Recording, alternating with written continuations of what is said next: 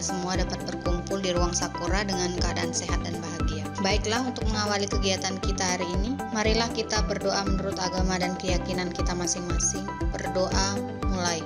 Baiklah, silahkan bagi Katim Dinas Malam untuk menyampaikan operannya.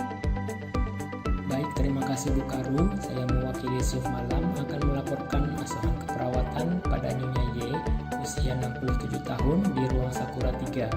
Dokter penanggung jawab dari saraf berabar dengan interna. Pasien datang dari IGD sekitar jam 11 malam dengan keluhan lemas sejak 4 hari yang lalu dan ekstremitas bawah kanan susah digerakkan. Pasien mengatakan setahun yang lalu pernah dirawat dengan diagnosa stroke non-hemorrhagic dan diabetes mellitus tipe 2.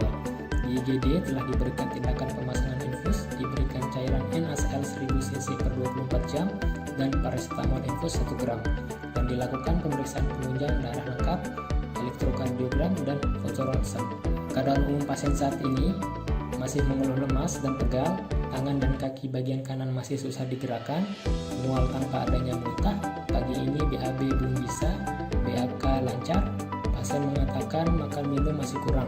Untuk pemeriksaan tanda-tanda vital didapatkan tekanan darah 160/80 mm/Hg, suhu 36 derajat Celcius, respirasi 20 kali per menit, nadi 100 kali per menit, dan saturasi 99%. Untuk pemeriksaan gula darah sewaktu terakhir jam 7 pagi didapatkan hasil 280 mg per dl. Untuk terapi saat ini masih tetap dilanjutkan. Advice dari dokter IGD yaitu mecobalamin 2x1, Apidra 3x6 unit, asam folat 1x1000 mg, dan untuk obat yang pagi ini yang telah kami berikan yaitu Apidra 6 unit. Tindakan keperawatan yang perlu dilakukan saat ini mengedukasi pasien dan keluarga untuk mobilisasi pasien setiap 6 jam dan melanjutkan advice dokter penanggung jawab untuk dilakukan pemeriksaan CT scan otak hari ini. Mohon nanti ditindaklanjuti. Untuk interna dilakukan pemeriksaan gula darah sewaktu per 12 jam.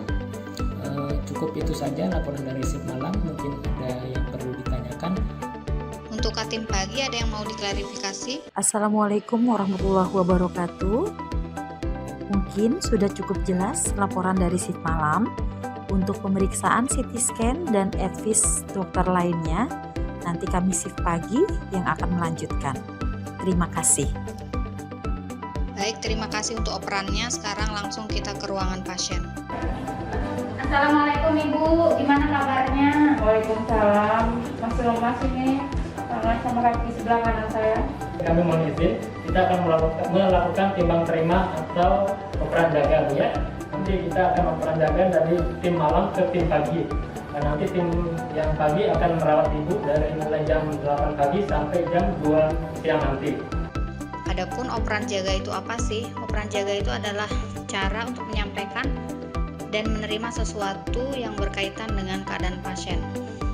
Untuk tujuan handover atau timbang terima ini sendiri yaitu untuk menyampaikan kondisi dan keadaan pasien, kemudian menyampaikan hal yang sudah atau belum dilakukan dalam asuhan keperawatan, kemudian menyampaikan hal yang penting yang harus ditindaklanjuti oleh perawat selanjutnya.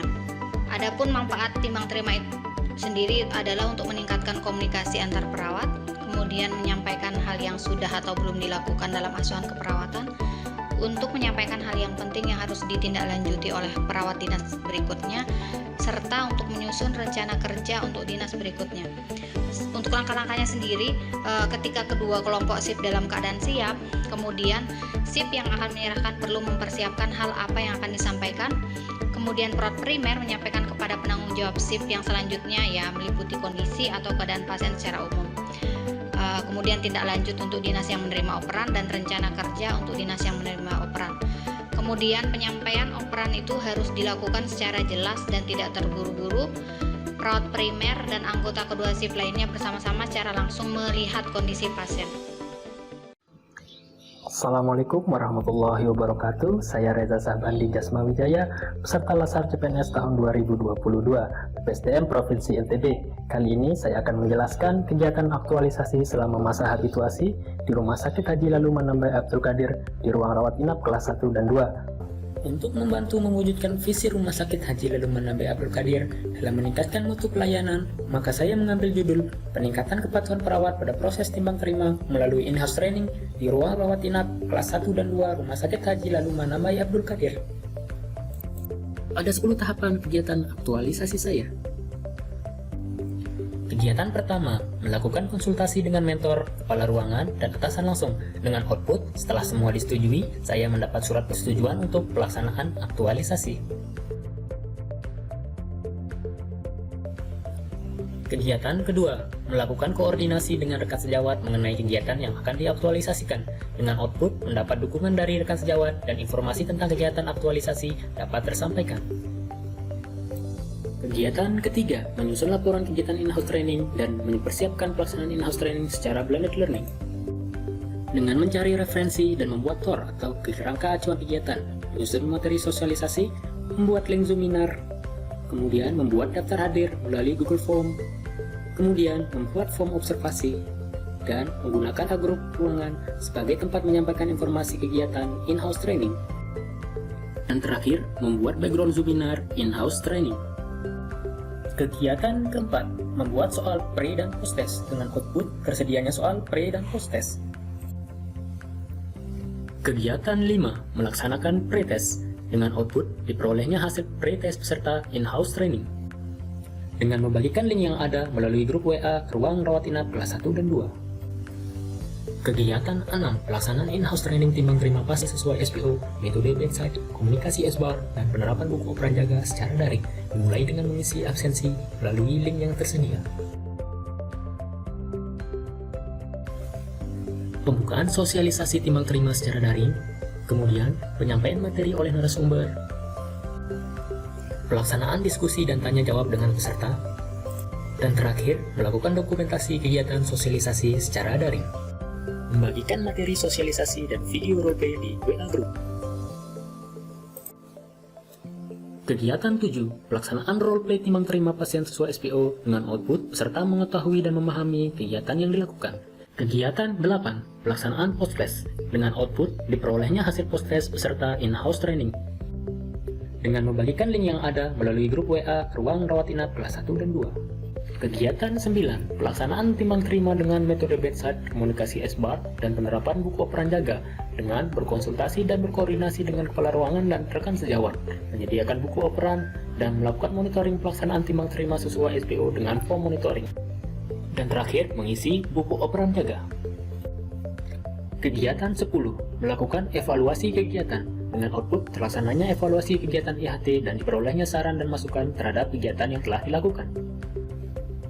Dengan mempersiapkan bahan evaluasi dari hasil pengolahan data pelaksanaan in-house training, melakukan konsultasi dengan mentor, terakhir melakukan evaluasi kegiatan dan mendokumentasikan kegiatan.